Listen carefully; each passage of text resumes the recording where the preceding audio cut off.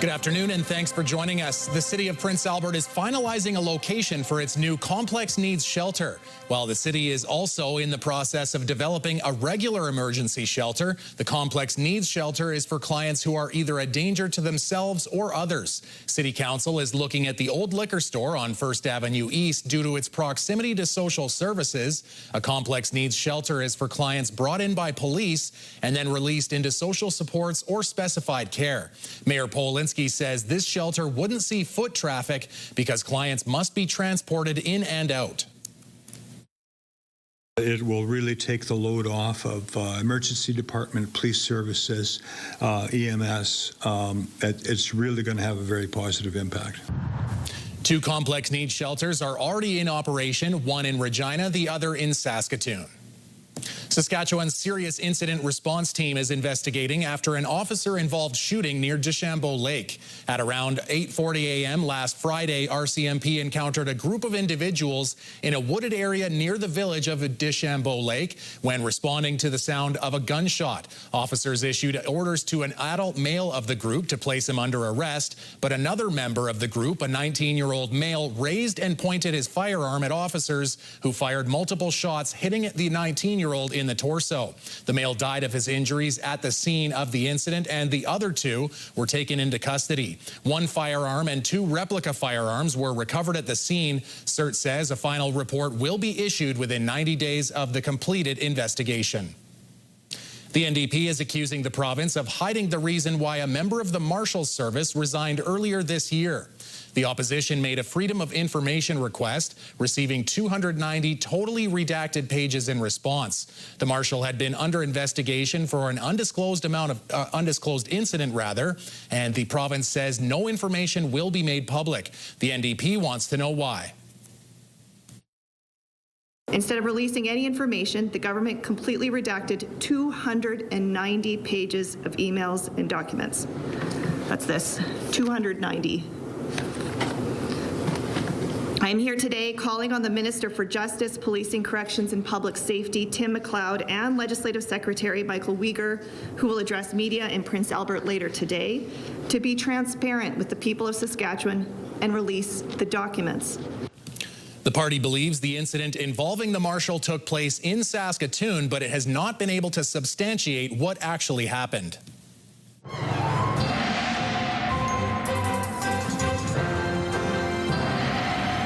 So, Jeff, not just a little bit of rain or a little bit of shine. We got quite a bit of it yesterday. We got a blast that came through Saskatoon and area, and that was certainly true of Prince Albert and a lot of other locations. I know the Battleford's got a lot of rain, and of course, what we're most happy about is that a lot of northern Saskatchewan received some rain. Now, it's ongoing right now, and let's just hope the ground is not so dry that it can't hold on to this precipitation in a hurry. So we'll have to talk about, find out about that later on, but we'll have more on the forecast and see if there's any more rain coming our way later on.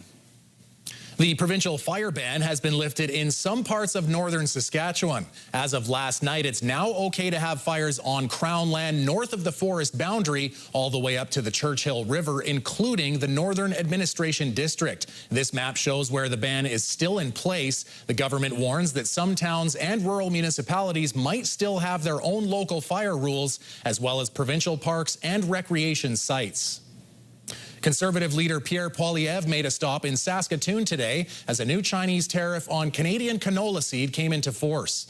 The nearly 76% tariff announced on Tuesday has already caused prices of the crop to fall, wiping out hundreds of millions of dollars in value.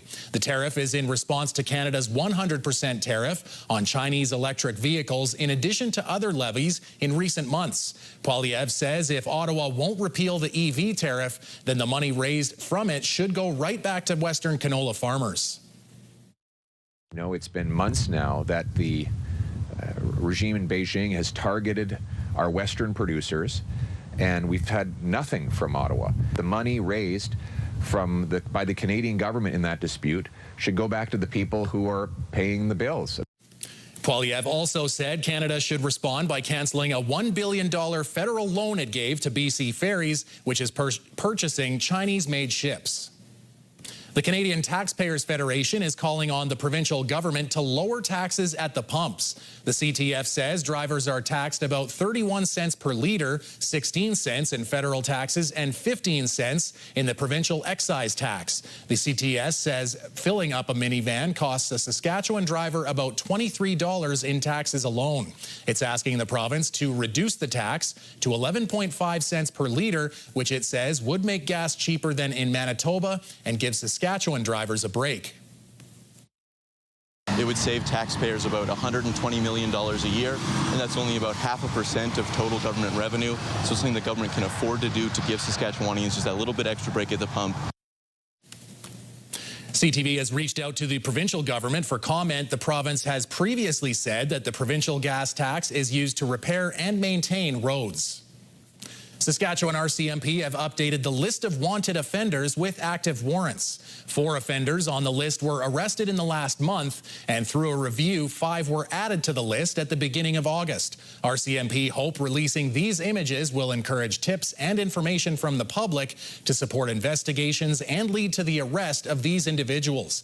If you recognize any of these offenders, don't try to approach them. Instead, contact 310 RCMP or dial 911.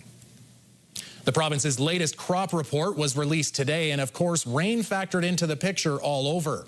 Widespread precipitation in the province had different effect on different crops, positive for later seeded crops like canola, but the earlier seeded ones would see negative impacts from the rain. Producers say damage caused by a combination of excess rain and heavy winds caused crop lodging in parts of the province. Some producers are making progress pulling crops off the field, mostly in the southwest, with some beginning harvest in the southeast and east central regions. For west central and northern regions, favorable conditions would mean harvest could start in the next week or 2. Just 2% of crops have been harvested to date. That's behind the 5- and 10-year averages. After the break, find out about the Shellbrook Shuffle. Put yourself and your horse to the test with an endurance ride through the Canwood Forest.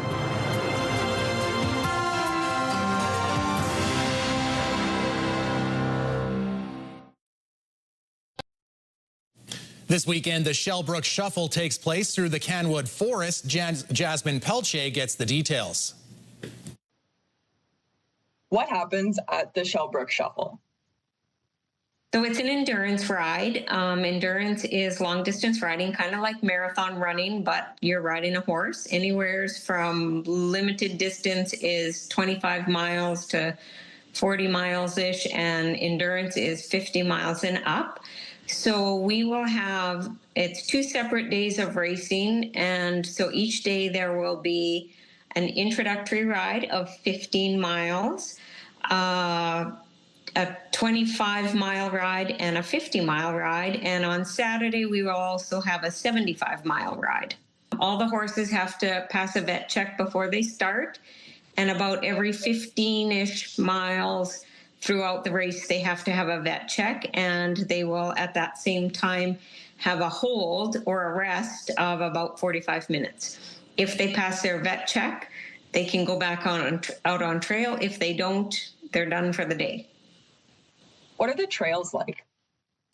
Oh, they're beautiful. They're all through the Canwood Forest, sandy 2-track trails. Pretty much all the trails are like that everywhere. So we do cross the highway in a couple spots. So we ride on both sides of the highways. But yeah, the trails are absolutely perfect for endurance. What's the process for riders to register? You can go on our Facebook page, Sask Roughriders. There is a link at the top of the page to the entry forms, or on our web page, Sask Roughriders, there will be a link there for entry forms as well. What sort of criteria would you need to meet to be a safe candidate to register for it? Anybody can register. We have riders as young as 6 that ride, and as old into their 80s. As long as you have a little bit of riding experience and a horse. Horses usually need to be conditioned for the distance they're wanting to be signed up for. But generally, any horse just out of the pasture can come to an intro ride, and you just ride slow. We have lots of mentors there that are happy to ride with the new riders, new horses, to teach them the ropes. But anybody who has a horse and wants to ride, we even have extra horses. If people don't have a horse but know how to ride and want to try it out, we can usually set you up with a horse.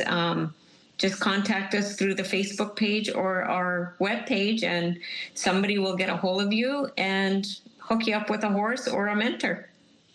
Or you can come just do it on your own. If there's plenty of information on the website aerc.com, tons and tons of information for endurance riding and how to get started. When and where is it? So where should people go, and when should they be there? So the rides are Saturday and Sunday. We like to get the horses vetted in always the night before, if possible. We like you to be vetted in at least half an hour before the ride starts. So Friday night is when Friday night is when riders start showing up to ride camp. Ride camp is 2 miles north of Shellbrook on the Highway 55. It's actually off the highway back in a hayfield, but there will be signs on the highway pointing you and signs to follow to get to ride camp. Does Saskatchewan Long Riders have any similar events throughout the year? Yes, we sure do.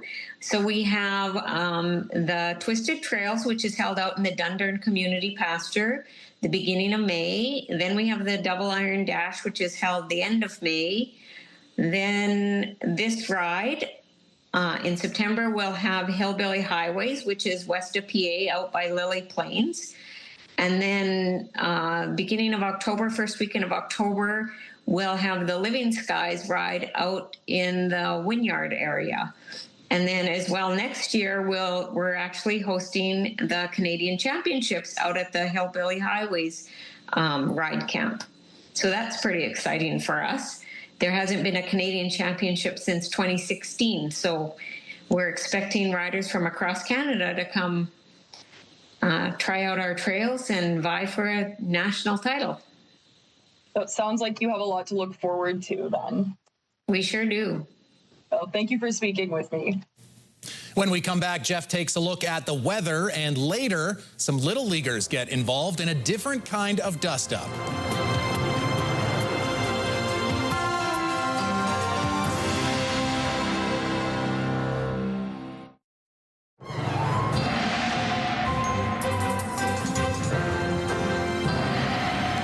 So, Jeff, one of the nice things with those big storms that roll through the province is if you catch the tail end, you see some nice sunsets. And I think a few people around the province caught that. A few people did. I know that we certainly had reports of that.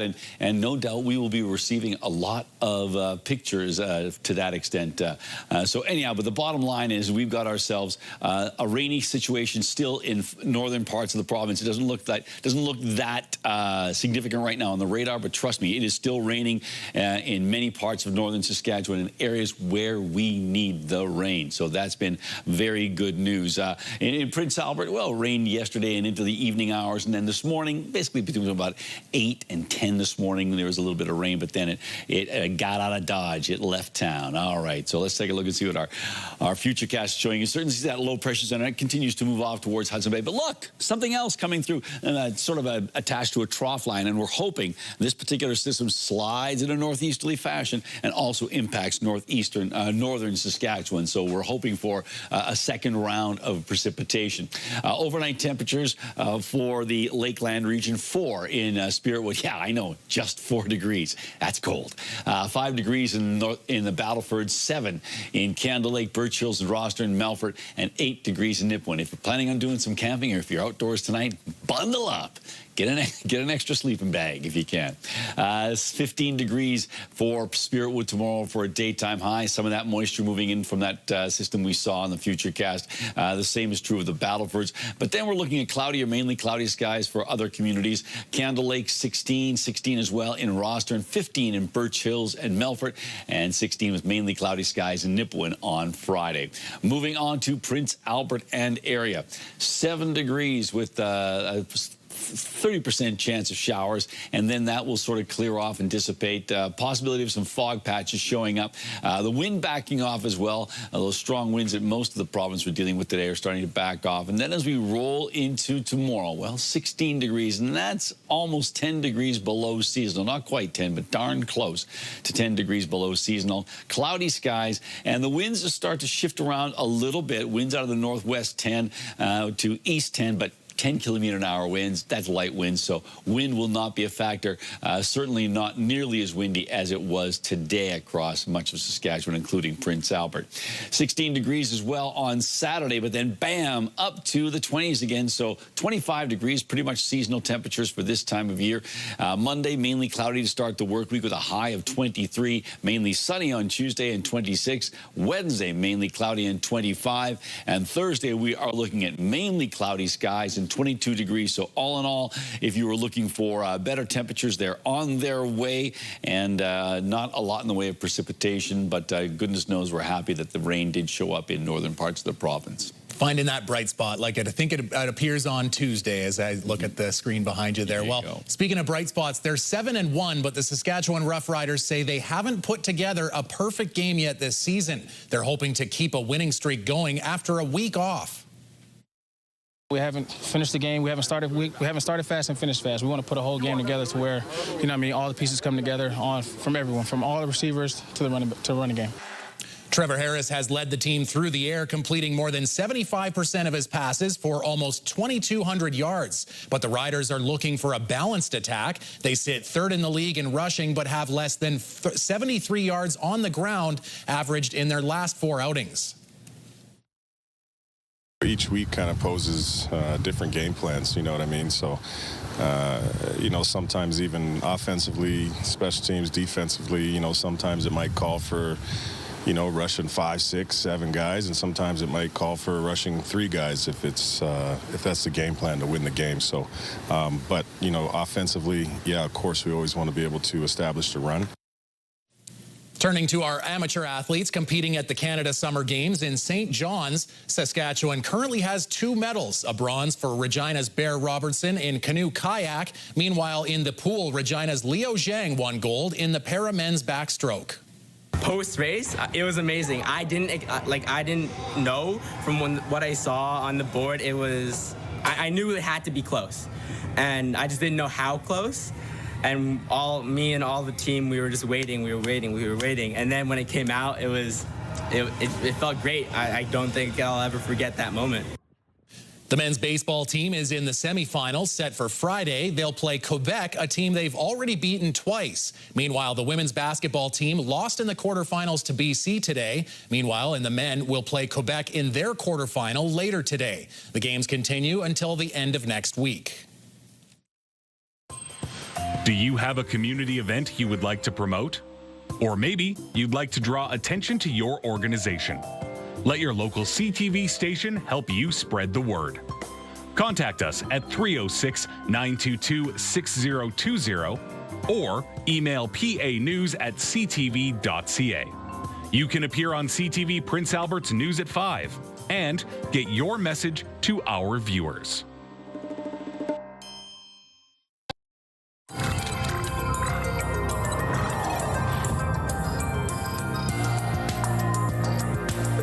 A pilot program is putting talented students from Toronto Community Housing into the halls of one of Canada's top neuroscience centres. We get the details from our health reporter, Pauline Chan. I sent well over 100 cold emails before I finally got a position in a lab, and that was sort of my first opportunity that turned into more opportunities and eventually led me down this path. Dr. Kareem Mathani's experiences led him to create the next neuroscience program, a new partnership between Sunnybrook Health Sciences and Toronto Community Housing, inspired by similar past programs. So we are home to 100,000 residents, and 29% of the residents are young people. So young people up to 24 years. One time I wanted to be a firefighter. Another time, for many years, I thought I would be in the NBA. Caleb Wamiki just finished grade 12, and his 2 months at Sunnybrook have inspired him to switch to a career in neuroscience. I think it's the most interesting system in the body, the nervous system, because it controls like your mind, it controls voluntary movement, it controls your breathing, all these things that we don't even think about. Before this, I never had the opportunity to come into a physical lab, coming to a hospital, seeing people, and this is their day-to-day job, you know? Nabayat Fasaha had always been interested in science, but never dreamed she could get a paid summer job in a top neuroscience department. I come here from like 9 to 5. It's just like seeing if I want to do this in the future. Dr. Neer Lipsman says their goal was to expose promising young students to neuroscience and hopefully ignite their careers. Everything from brain technology to emerging ways of interacting with the brain to studying the brain and to studying patients, that was really our goal. This year there were 4 students in the program, 2 grade 11, 2 grade 12, but next year they hope to expand that number in the next neuroscientist program. Pauline Chan, CTV News. Well, Jeff, they take baseball pretty serious in New York, but they had to wait for the dust to settle before a championship could be decided.